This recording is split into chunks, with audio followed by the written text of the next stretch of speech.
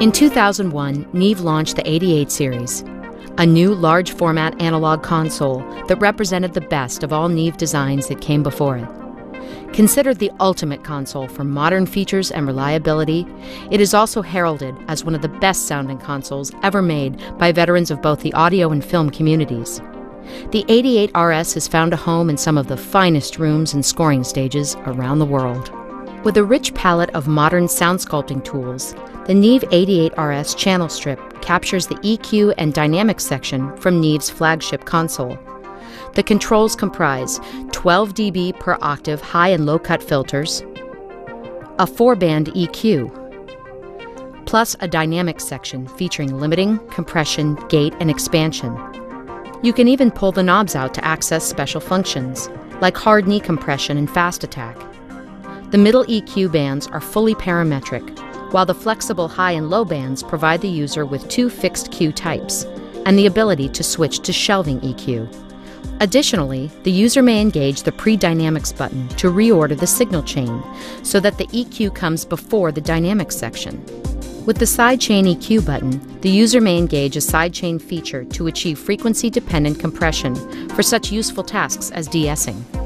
Phase reverse and output gain is provided as well. Fully loaded, you can get up to 12 mono instances at 44.1K per UAD card. With the EQ and just one dynamics processor enabled, you can get up to 14 mono instances.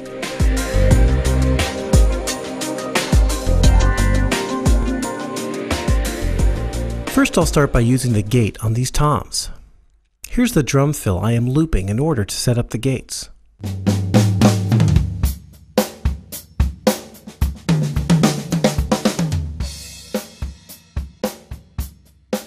Now I've soloed the 3 tom tracks, and here is the same loop.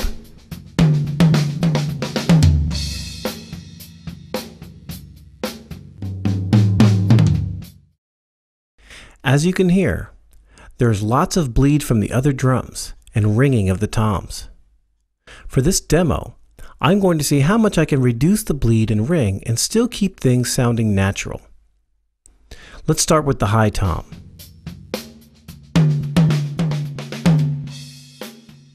First, I'll enable the gate.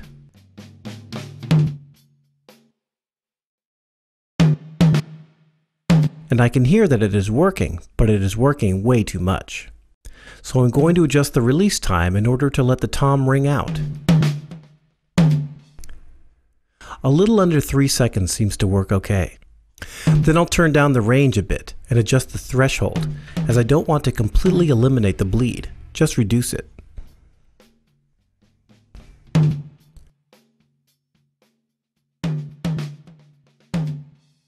I still feel the gate is closing a bit too fast, so I can use the hysteresis control to help with that. The way it works is when I add hysteresis, I'm adding value to the threshold control, but only on signals that are rising in amplitude. Signals that are falling in amplitude do not have the hysteresis value applied to it. So what does this mean? This means that I can set a high threshold that does not allow the snare hits to come through. But as soon as the tom hits, that signal is enough to open the gate. But since the gate closes at the actual value of the threshold control, the decay of the tom does not get cut off.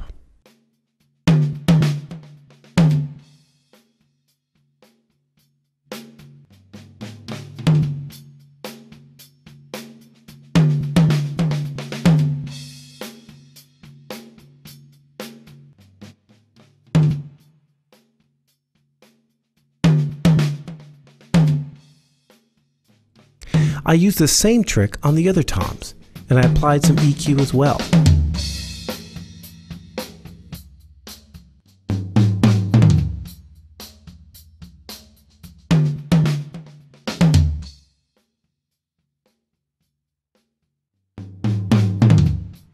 Here are the toms with the Neve 88RS disabled and then enabled.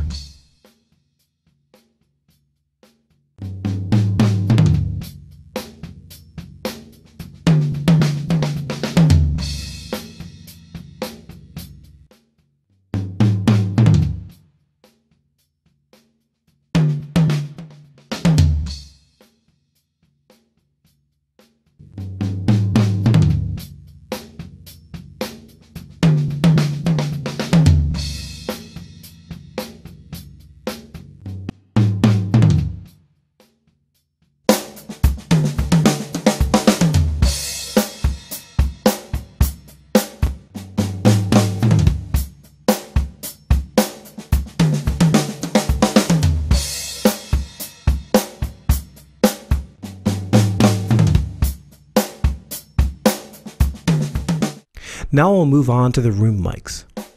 I decided to compress these pretty hard to add some room ambience to the drums.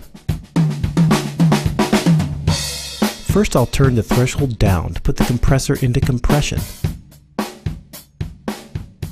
Since I'm compressing quite a bit now, I'll add some makeup gain.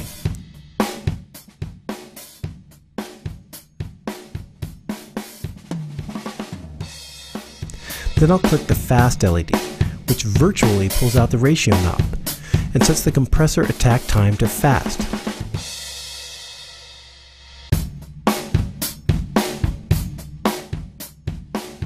The release time ranges from 10 milliseconds to 3 seconds and also has an auto release option. I like this setting around 300 milliseconds.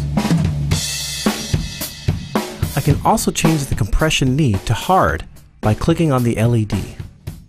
Here's the room mics with and without the Neve 88RS.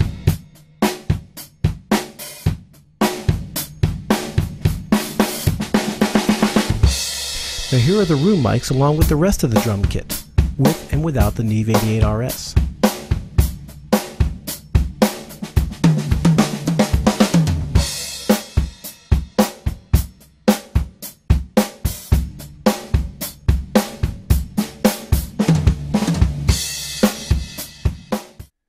On this vocal, I need to do some de-essing.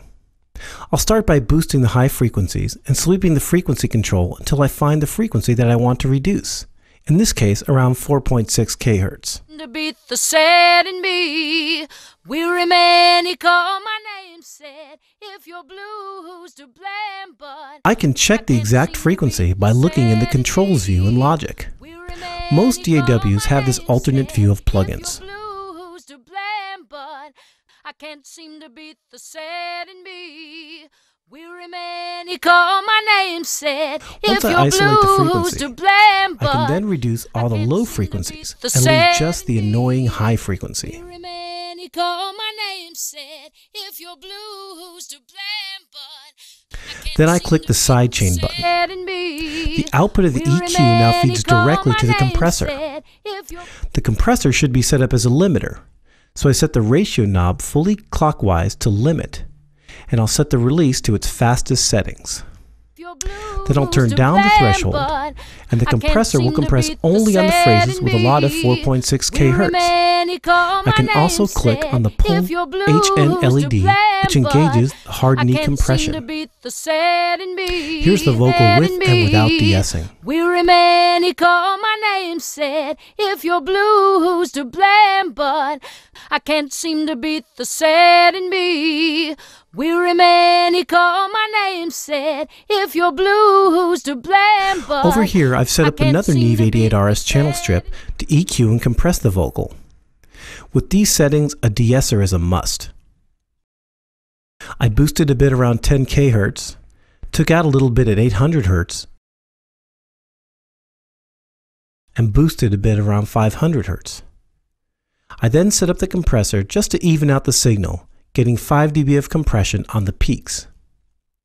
Here are the vocals with and without the de-esser, but with the EQ and compressor enabled. You're blue, who's to blame, but I can't seem to beat the sad in me. Weary man, he called my name, said, if you're blue, who's to blame, but I can't seem to beat the sad in me. Weary man, he called my name, said, if you're blue, who's to blame, but I can't seem to beat the sad in me.